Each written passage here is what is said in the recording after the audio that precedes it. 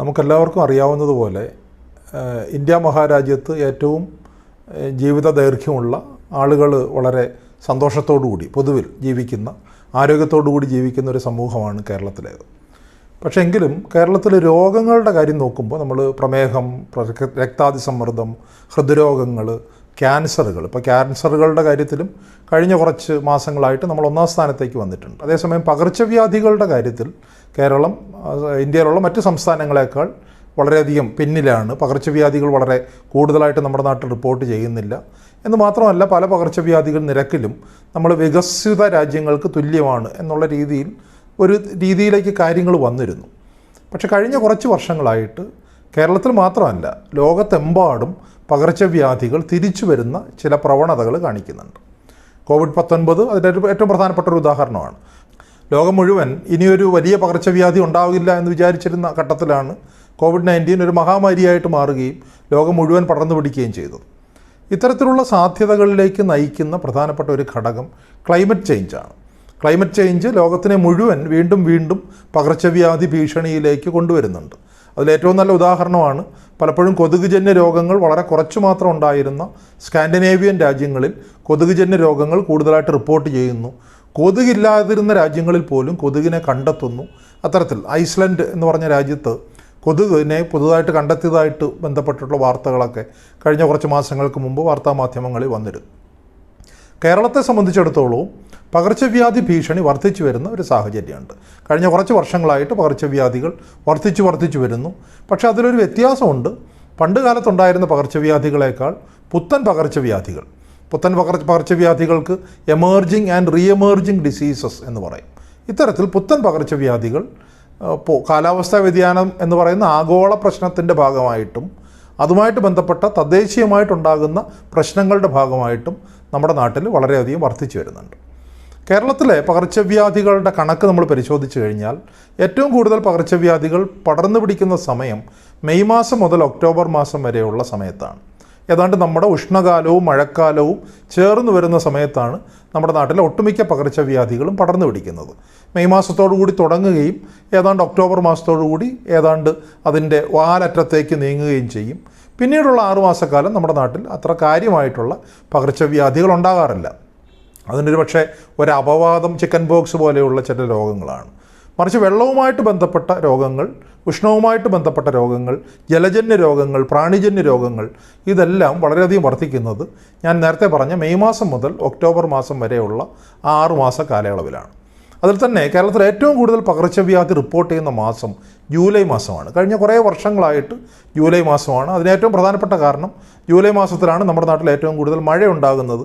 അല്ലെ, മൺസൂണിൻ്റെ പീക്ക് സാധാരണ ജൂലൈ മാസത്തിലാണ് എന്നുള്ളതാണ്.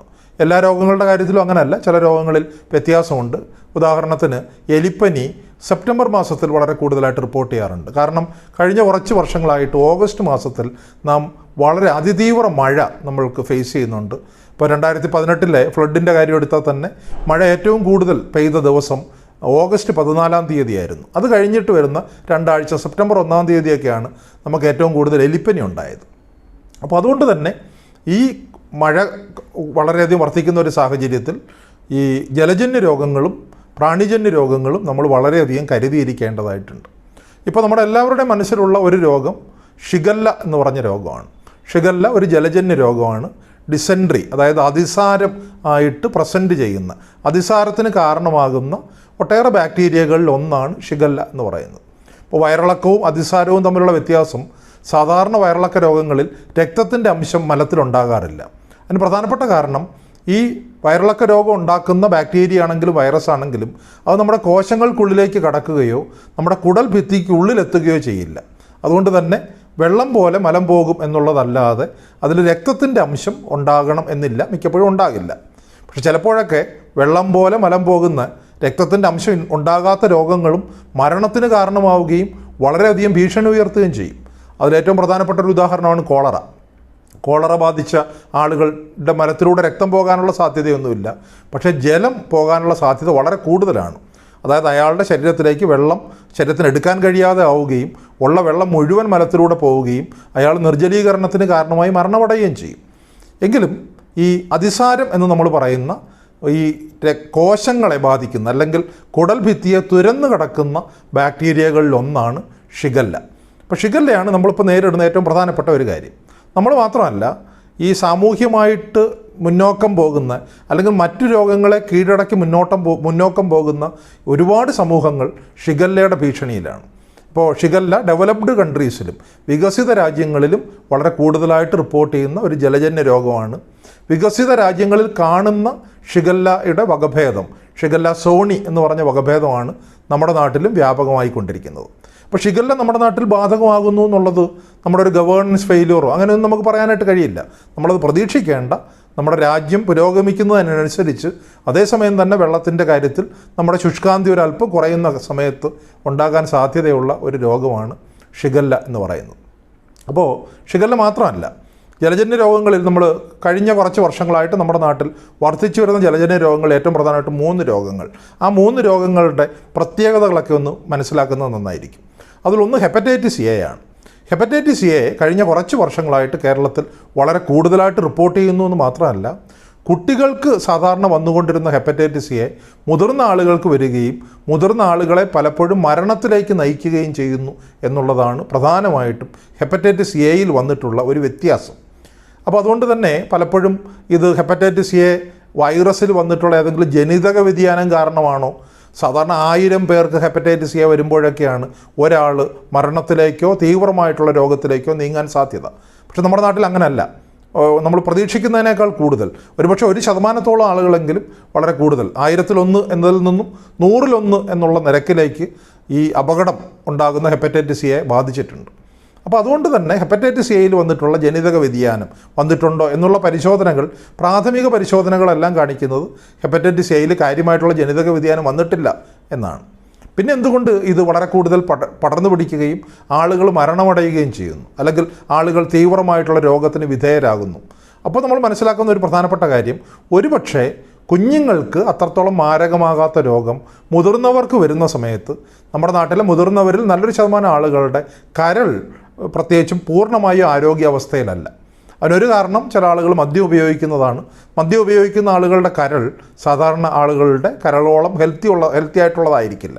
എന്ന് മാത്രമല്ല, പലപ്പോഴും തടി കൂടുന്നതനുസരിച്ച് നമ്മൾ ഈ പറഞ്ഞ ഫാറ്റി ലിവർ പോലെയുള്ള പ്രശ്നങ്ങളും, അതായത് കരൾ രോഗം നമ്മൾ അറിയാതെ വളരെ മൈൽഡായിട്ടുള്ള കരൾ പ്രശ്നങ്ങൾ നമ്മുടെ നാട്ടിൽ വ്യാപകമായിരിക്കുന്നു. നമ്മുടെ നാട്ടിലെ മുതിർന്ന ആളുകളിൽ നല്ലൊരു ശതമാനം അതിന് ഇരകളാണ്. ഒരുപക്ഷെ സാധാരണ നിലയിൽ നമുക്ക് തിരിച്ചറിയാൻ കഴിയുന്നില്ല. പക്ഷേ അതിൻ്റെ മുകളിലേക്ക് ഒരു ഹെപ്പറ്റൈറ്റിസ് എ വരുമ്പോൾ ഹെപ്പറ്റൈറ്റിസ് അണുബാധയെ നേരിടാനായിട്ട് കരളിന് കഴിയുന്നില്ല എന്നുള്ളതാണ് പ്രധാനമായിട്ടും ഈ രോഗത്തിന് ആളുകൾ കീഴ്പ്പെടുന്നതിന് കാരണമായിട്ട് പറയുന്നത്. ഇവിടെ നോക്കൂ, പകർച്ചവ്യാധി മാത്രമല്ല, പകരാരോഗങ്ങളായിട്ടുള്ള മദ്യത്തിൻ്റെ ഉപയോഗം, പൊണ്ണത്തടി, പ്രമേഹം തുടങ്ങിയ രോഗങ്ങൾ പകർച്ചവ്യാധി കാരണം ഉണ്ടാകുന്ന മരണങ്ങൾക്ക് കാരണമാകുന്നു എന്നുള്ളത് പ്രത്യേകമായിട്ട് നമ്മൾ നോക്കേണ്ടതായിട്ടുണ്ട്. അപ്പോൾ നമ്മൾ പൊതുവിൽ ആരോഗ്യത്തോടു കൂടി ഇരിക്കേണ്ടത് പകർച്ചവ്യാധികളിൽ നിന്നും നമ്മെ സംരക്ഷിക്കുന്നതിനും വളരെ പ്രാധാന്യമുള്ള കാര്യമാണ്. മറ്റൊരു പ്രധാനപ്പെട്ട പ്രശ്നം, ഹെപ്പറ്റൈറ്റിസ് എ വളരെ വ്യാപകമായിട്ട് പടർന്നു പിടിക്കുന്നു എന്നുള്ളതാണ്. ഹെപ്പറ്റൈറ്റിസ് എ വളരെയധികം ബുദ്ധിമുട്ടുള്ള, നമുക്ക് കൺട്രോൾ ചെയ്യാൻ, നിയന്ത്രിക്കാൻ ബുദ്ധിമുട്ടുള്ള ഒരു രോഗമാണ്. കോളറ അതേസമയം കൺട്രോൾ ചെയ്യാൻ വളരെ എളുപ്പമായിട്ടുള്ളൊരു രോഗമാണ്.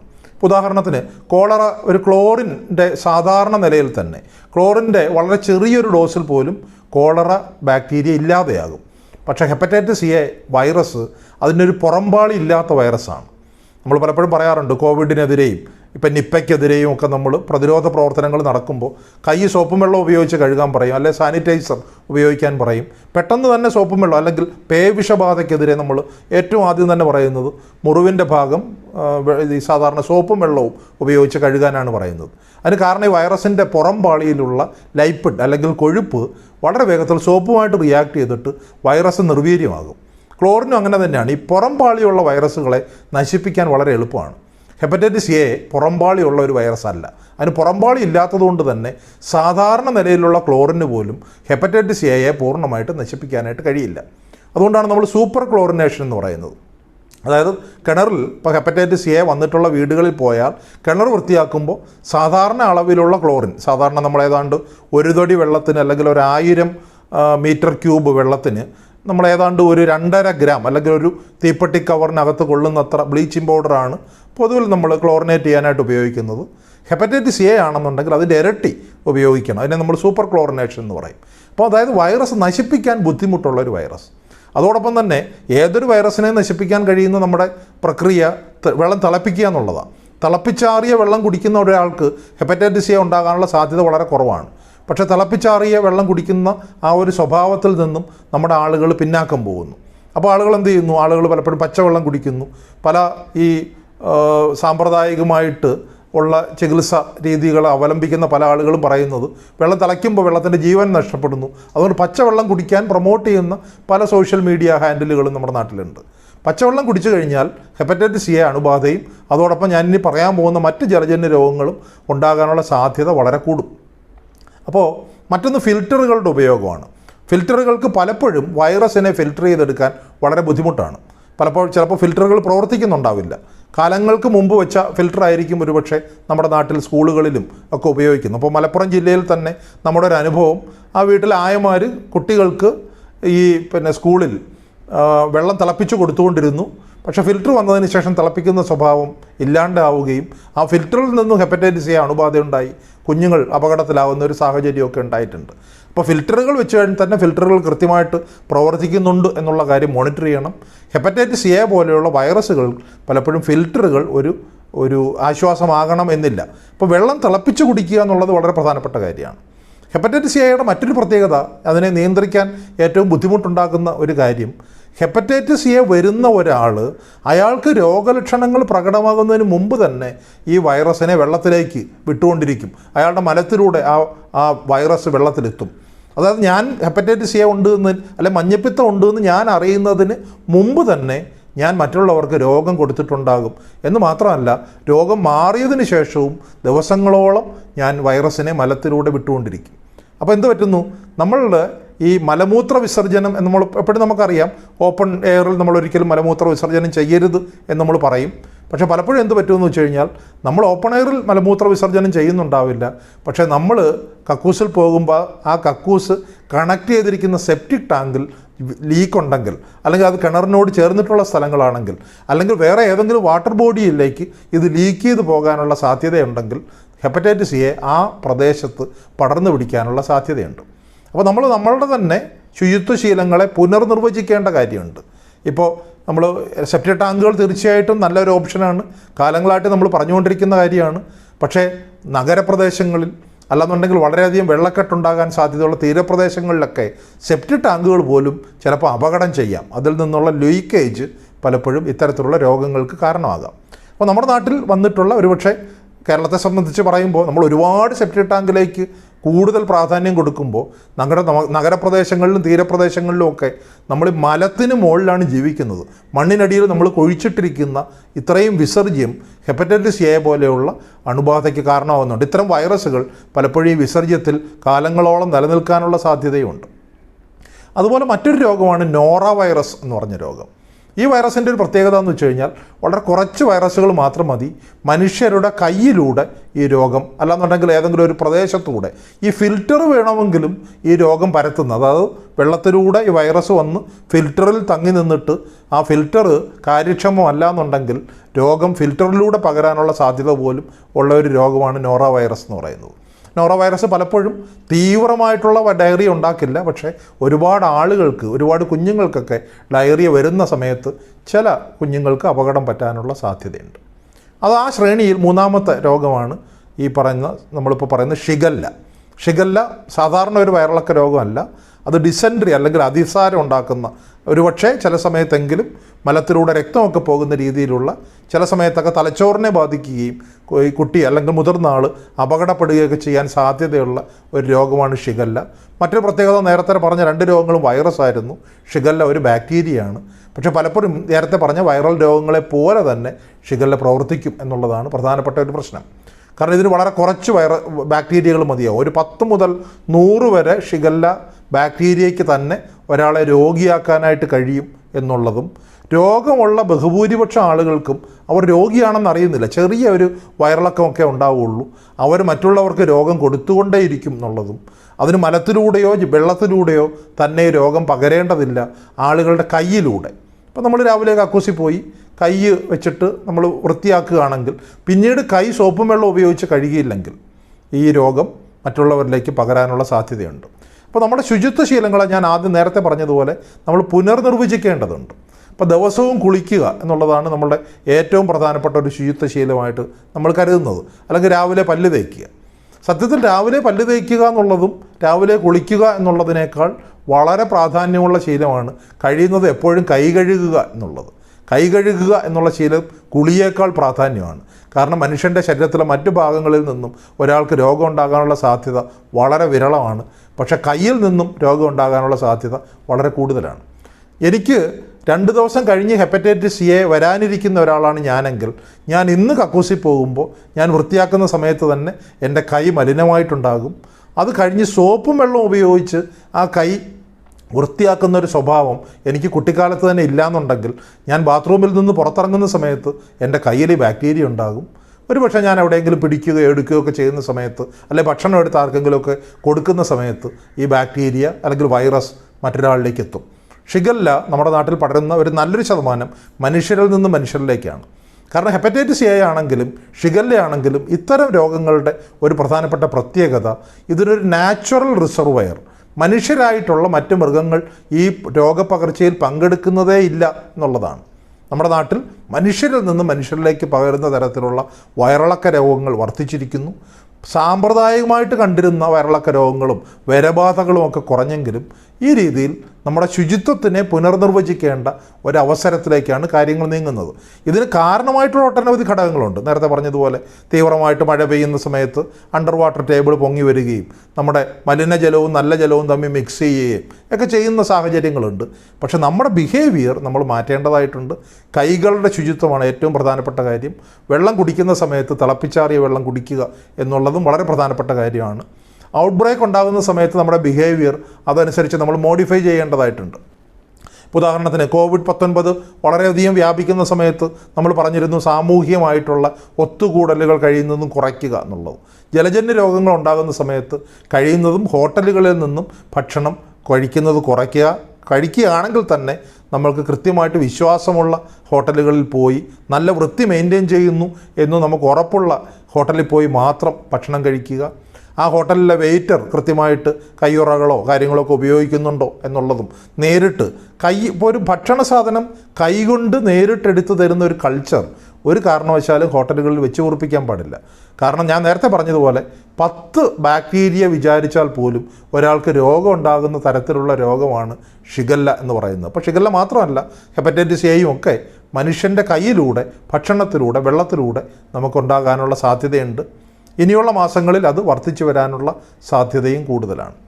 നേരിട്ട് ഈ വെള്ളം കുടിക്കുന്നത് മൂലമല്ലാതെയുള്ള ജലജന്യ രോഗങ്ങളും കഴിഞ്ഞ കുറച്ച് വർഷങ്ങളായിട്ട് കൂടുന്നുണ്ട് എന്നുള്ള കാര്യം നമുക്കറിയാം. അതിൽ ഏറ്റവും പ്രധാനപ്പെട്ട ഒരു രോഗം എലിപ്പനിയാണ്.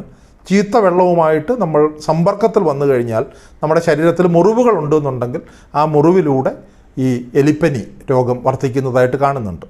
നമ്മുടെ നാട്ടിൽ മഴയിൽ വന്നിട്ടുള്ള മാറ്റം എലിപ്പനി ബാധയ്ക്ക് വളരെയധികം കൂടിയിട്ടുണ്ട്. പ്രത്യേകിച്ച് അർബൻ ഏരിയാസിൽ അർബൻ ഫ്ലഡിങ്ങിൻ്റെയൊക്കെ ഭാഗമായിട്ട് എലിപ്പനി രോഗം കൂടിയിട്ടുണ്ട് എന്നാണ് മനസ്സിലാക്കുന്നത്. മഴയിൽ വന്നിട്ടുള്ള മാറ്റം എന്ന് പറയുന്നത് കാലാവസ്ഥയുമായിട്ട് ബന്ധപ്പെട്ട സയൻറ്റിസ്റ്റുകൾ പറയുന്നത് കേരളത്തിൽ കഴിഞ്ഞ കുറേ വർഷങ്ങളായിട്ട് ഒരു 30 വർഷത്തെ ചരിത്രം നമ്മൾ എടുത്തു നോക്കിക്കഴിഞ്ഞാൽ മഴയുടെ അളവിൽ വലിയൊരു കുറവൊന്നും വന്നിട്ടില്ല. മഴ ഏതാണ്ട് ഒരേ അളവിൽ തന്നെ തുടരുന്നു. പക്ഷേ മഴ ദിനങ്ങൾ കുറഞ്ഞിരിക്കുന്നു. കേരളത്തിൽ ശരാശരി 150 ദിവസം, ഒരു വർഷത്തിൽ 150 മഴ ദിനങ്ങൾ ഉണ്ടായിരുന്നതിൽ നിന്നും ഇപ്പോൾ ഏതാണ്ട് ഒരു 125 മഴ ദിനങ്ങളായിട്ട് കുറഞ്ഞിട്ടുണ്ട്. തെക്കും വടക്കും തമ്മിൽ വ്യത്യാസം ഉണ്ടാവും.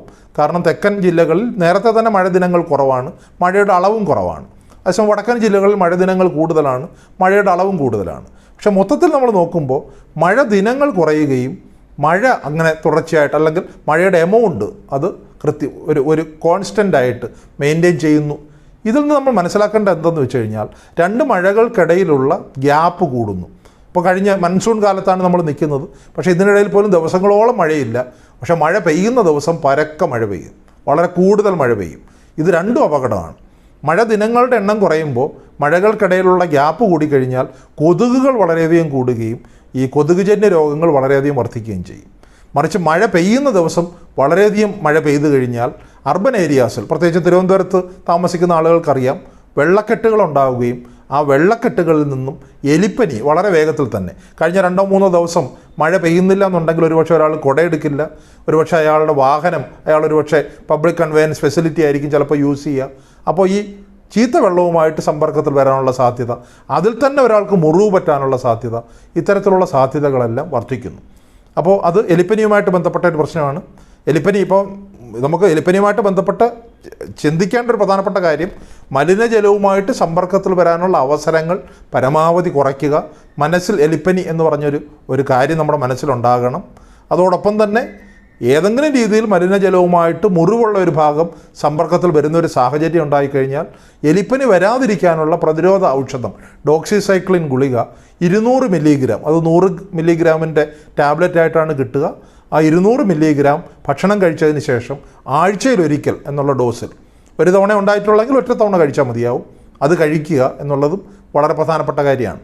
ഇതുപോലെ തന്നെ ജലജന്യ രോഗങ്ങളിൽ നേരിട്ട് വെള്ളം കുടിക്കുന്നതുമായിട്ട് ബന്ധപ്പെട്ടല്ലാതെ നമ്മുടെ നാട്ടിൽ വ്യാപിച്ചിട്ടുള്ള മറ്റൊരു രോഗമാണ് ഈ മസ്തിഷ്ക ജ്വരം, അമീബിക് മസ്തിഷ്ക ജ്വരം. കഴിഞ്ഞ കുറേ വർഷങ്ങളായിട്ട് നമ്മുടെ നാട്ടിൽ അമീബിക് മസ്തിഷ്ക ജ്വരത്തിൻ്റെ കേസ് വർദ്ധിച്ചു വരുന്നു എന്നുള്ള കാര്യം നമുക്കറിയാം. അതും ഉഷ്ണവും മഴയുമായിട്ട് ബന്ധപ്പെട്ടതാണ്. അമീബിക് മസ്തിഷ്ക ജ്വരത്തിൻ്റെ കേരളത്തിലൊരു പാറ്റേൺ നമ്മൾ നോക്കുമ്പോൾ ഞാൻ നേരത്തെ പറഞ്ഞതുപോലെ മെയ് മാസത്തിൽ ഒരു 1-2 കേസിൽ തുടങ്ങുകയും ഏതാണ്ട് ജൂൺ, ജൂലൈ, ഓഗസ്റ്റ്, സെപ്റ്റംബർ ഒക്കെ ആകുമ്പോൾ കേസ് വളരെയധികം വർദ്ധിക്കുകയും പിന്നീട് കേസ് കുറയുകയും ചെയ്യുന്ന ഒരു സാഹചര്യമാണ് ഉള്ളത്. അപ്പോൾ അത് നമ്മൾ പ്രതീക്ഷിക്കേണ്ടതായിട്ടുണ്ട്. അതിൽ ഏറ്റവും പ്രധാനപ്പെട്ട ഒരു ട്രിഗർ അല്ലെങ്കിൽ അതിൻ്റെ ഒരു എൻജിൻ എന്ന് പറഞ്ഞത് ആദ്യം തന്നെ സൂചിപ്പിച്ചതുപോലെ ക്ലൈമറ്റ് ചേഞ്ചാണ്. ഇപ്പം ചൂട് കൂടുമ്പോൾ നമ്മൾ കേരളം വളരെ കൂടുതൽ ചൂടുകാലം കൂടുതൽ ചൂടുള്ളതായിട്ട് മാറുന്നു. ചൂടുകാലം കൂടുതൽ ചൂടുള്ളതാവുമ്പോൾ നമ്മുടെ വാട്ടർ ബോഡീസും ചൂട് പിടിക്കും. വാട്ടർ ബോഡീസിൽ ഉള്ള ഇക്കോസിസ്റ്റം മാറും. അവിടെ ബാക്ടീരിയകളുടെ സാന്നിധ്യം, ബാക്ടീരിയ അല്ല അമീബകളുടെ സാന്നിധ്യം വളരെയധികം വർദ്ധിക്കും. അമീബ മാത്രമല്ല, ചില ബാക്ടീരിയകളുടെ സാന്നിധ്യവും വർദ്ധിക്കും. സയാനോ ബാക്ടീരിയ എന്ന് പറയുന്ന പ്രകാശ സംശ്ലേഷണം നടത്തുന്ന ബാക്ടീരിയകളുടെ എണ്ണവും വർദ്ധിക്കും. അതൊരു ഫുഡ് ചെയിനായിട്ട് ആക്ട് ചെയ്യും. അമീബകൾ ഈ ഫുഡിൽ, അതിനോടൊപ്പം തന്നെ കണ്ടാമിനേഷനും, വെള്ളം മലിനമാക്കുന്നതിൻ്റെ ഭാഗമായിട്ട് വളരെ കൂടുതലായിട്ട് ഈക്കോളെ ബാക്ടീരിയകളും വെള്ളത്തിലെത്തും. അത് അമീബകളുടെ വളരെയധികമുള്ള വളർച്ചയ്ക്ക് കാരണമാകുന്നു എന്നുള്ളത് നമ്മുടെ നാട്ടിൽ അമീബിക് മസ്തിഷ്ക ജ്വരം വർദ്ധിക്കുന്നതിന് കാരണമായിട്ടുണ്ട്. അപ്പോൾ അത് ഒന്ന് നമ്മുടെ ബിഹേവിയർ, നമ്മൾ നേരത്തെ പറഞ്ഞതുപോലെ നമ്മുടെ സ്വഭാവം, രോഗം ബാധിക്കുന്ന സാഹചര്യത്തിനനുസരിച്ച് നമ്മൾ സ്വഭാവം മാറ്റണം. സ്വാഭാവികം പൊതുവായിട്ടുള്ള ഇടങ്ങളിൽ ഈ മലിനമാകാൻ സാധ്യതയുള്ള, മലിനം എന്ന് പറയുമ്പോൾ കണ്ണിൽ മാലിന്യം ഒഴുകി നടക്കുന്നു എന്നല്ല അതിൻ്റെ അർത്ഥം. ഏതെങ്കിലും ആളുകൾ കുളിക്കുകയും കന്നുകാലികളെ കുളിപ്പിക്കുകയും ഒക്കെ ചെയ്യാൻ സാധ്യതയുള്ളതെല്ലാം മലിനം എന്ന് തന്നെ വിചാരിക്കണം. അത്തരത്തിലുള്ള ജലാശയങ്ങളിൽ കുളിക്കുക, മുങ്ങിക്കുളിക്കുന്ന സ്വഭാവം ഏതാണ്ട് പൂർണ്ണമായിട്ട് ഒഴിവാക്കുന്നതാണ് നല്ലത്. ജലാശയങ്ങൾ വൃത്തികേടാകാതിരിക്കാനുള്ള ഒരു ശുഷ്കാന്തി സമൂഹം മുഴുവൻ കാണിക്കണം. കാരണം ഓരോ ജലാശയവും വൃത്തികേടാകുന്നതനുസരിച്ച് ഇത്തരത്തിലുള്ള രോഗങ്ങൾ വർദ്ധിച്ചു വരും.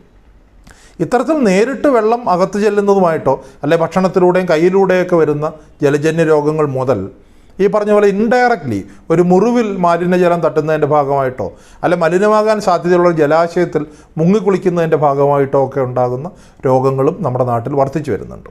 പക്ഷേ ഇതിനേക്കാൾ കൂടുതൽ വർധനവ് പ്രാണിജന്യ രോഗങ്ങളിലാണ്. പ്രാണിജന്യ രോഗങ്ങളിൽ തന്നെ കൊതുകുജന്യ രോഗങ്ങൾ വളരെയധികം വർദ്ധിച്ചു വരുന്നു. അതിൽ തന്നെ ഈഡിസ് കൊതുകുകൾ പരത്തുന്ന രോഗങ്ങൾ നമുക്കെല്ലാവർക്കും അറിയാം. ഈഡിസ് കൊതുകുകൾ കൂടുതലും കണ്ടെയ്നർ ബ്രീഡേഴ്സാണ്. അതായത് വലിയ വലിയ വെള്ളക്കെട്ടിലൊന്നും മുട്ടയിട്ട് പെരുകുന്ന കൊതുകുകളല്ല, മറിച്ച് നമ്മുടെയൊക്കെ നഗരപ്രദേശങ്ങളിലും ഗ്രാമപ്രദേശങ്ങളിലും ഒക്കെ കാണുന്ന ചെറിയ വെള്ളക്കെട്ടുകളിൽ, അവിടെ ഇപ്പം ഉദാഹരണത്തിന് റബ്ബർ തോട്ടങ്ങളുടെ ഇടയിൽ താമസിക്കുന്ന ആളുകളെ സംബന്ധിച്ചിടത്തോളം റബ്ബർ ചിരട്ടയിൽ മുട്ടയിട്ടിട്ട് ധാരാളമായിട്ട് ഈഡിസ് കൊതുകുകൾ വരും. അതോടൊപ്പം തന്നെ നഗരപ്രദേശങ്ങളിൽ ഈ പറഞ്ഞ പോലെ കൺസ്ട്രക്ഷൻ സൈറ്റുകളിലൊക്കെ വളരെ കാര്യമായിട്ട് ഈഡിസ് കൊതുകുകൾ വരുന്നുണ്ട്. അപ്പോൾ ഈഡിസ് കൊതുകുകൾ ഉണ്ടാക്കുന്ന ഡെങ്കിപ്പനി, ചിക്കൻ ഗുനിയ, സിക്ക തുടങ്ങിയ രോഗങ്ങൾ നമ്മുടെ നാട്ടിൽ ഇപ്പോൾ തന്നെ വളരെ വ്യാപകമാണ്. ഏറ്റവും കൂടുതൽ ആളുകൾക്ക് കേരളത്തിൽ ഡെങ്കിപ്പനി വരുന്ന മാസം ഞാൻ നേരത്തെ സൂചിപ്പിച്ചതുപോലെ ജൂലൈ മാസമാണ്. അപ്പോൾ അത് ആ സമയത്തേക്ക് നമ്മൾ നീങ്ങുന്നതേ ഉള്ളൂ. അപ്പോൾ അതുകൊണ്ട് തന്നെ വളരെ കൂടുതലായിട്ടുള്ള ഡെങ്കിപ്പനി ബാധ നമ്മൾ പ്രതീക്ഷിക്കേണ്ടതായിട്ടുണ്ട്. ചിക്കൻ ഗുനിയ തിരിച്ചുവരവിൻ്റെ പാതയിലാണ് എന്ന് ലോകാരോഗ്യ സംഘടന കഴിഞ്ഞ 2 വർഷങ്ങളായിട്ട് പറയുന്നുണ്ട്. കാരണം ഏത് സമയത്ത് വേണമെങ്കിലും 2006, 2007 കാലഘട്ടത്തിൽ കേരളത്തിൽ മുഴുവൻ ചിക്കൻ ഗുനിയ വരികയും നമ്മളെല്ലാവരും തന്നെ പനിയും ഈ പറഞ്ഞ സന്ധിവേദനയും കൊണ്ട് വിറച്ചിരുന്നത് പോലെ ഒരവസ്ഥയിലേക്ക് കേരളം നീങ്ങാനുള്ള സാധ്യതയുണ്ട്. അത് അടുത്ത ഏത് വർഷത്തിൽ വേണമെങ്കിലും സംഭവിക്കാം. ഈ വർഷം അതുണ്ടായില്ല എന്ന് വിചാരിച്ചിട്ട് അടുത്ത വർഷം ഉണ്ടാകില്ല എന്ന് പറയാൻ പറ്റില്ല. എപ്പോഴാണ് ഹേർഡ് ഇമ്മ്യൂണിറ്റി എന്ന് നമ്മൾ പറയുന്ന സമൂഹത്തിന് സ്വതവേ ഈ രോഗത്തിനെ പ്രതിരോധിക്കാനുള്ള ശേഷി ഒരു പ്രത്യേക ലെവലിലും താഴെ പോവുക, ആ സമയത്ത് വളരെ കൂടുതൽ രോഗം പടർന്നു പിടിക്കും. ഇപ്പോൾ തന്നെ ചില പ്രദേശങ്ങളിൽ ചിക്കൻ ഗുനിയ വ്യാപിക്കുന്നുണ്ട്. കേരളം എമ്പാടും വ്യാപിക്കുന്ന ഒരു സാഹചര്യം 2006, 2007 കാലഘട്ടത്തിന് ശേഷം ഉണ്ടായിട്ടില്ല. 2006 എന്ന് പറയുമ്പോൾ 20 വർഷം മുമ്പുള്ള കാര്യമാണ്. 20 വർഷം കൊണ്ട് വളരെ മുതിർന്ന ആളുകൾ, ഒരുപാട് ആളുകൾ മരിച്ചുപോയി. അതായത് നേരത്തെ ചിക്കൻ ഗുനിയ വന്നിട്ടുള്ള ഒരുപാട് ആളുകൾ മരിച്ചുപോയി. ചിക്കൻ ഗുനിയ വരാത്ത എത്രയോ ആളുകൾ ഇതിനിടയിൽ ജനിച്ചു. അപ്പോൾ അതുകൊണ്ട് തന്നെ ഇപ്പോൾ സമൂഹത്തിന് ചിക്കൻ ഗുനിയക്കെതിരെയുള്ള പ്രതിരോധ ശേഷി അല്ലെങ്കിൽ ഹേർഡ് ഇമ്മ്യൂണിറ്റി വളരെ കുറവായിരിക്കാനാണ് സാധ്യത. അതുകൊണ്ട് തന്നെ ഏത് സമയത്ത് വേണമെങ്കിലും ചിക്കൻ ഗുനിയ പടർന്നു പിടിക്കാം. അതോടൊപ്പം തന്നെ തുടച്ചു നീക്കിയെന്നോ വളരെ എണ്ണത്തിൽ കുറച്ചു എന്നോ നമ്മൾ കരുതുന്ന പല രോഗങ്ങളും, അതിലേറ്റവും പ്രധാനപ്പെട്ട രോഗം മലേറിയയാണ്. നമ്മുടെ നാട്ടിൽ അന്യദേശ തൊഴിലാളികൾ ധാരാളമായിട്ടുണ്ട്. അവർ മലേറിയ വളരെ കൂടുതലുള്ള പ്രദേശങ്ങളിൽ നിന്നാണ് വരുന്നത്.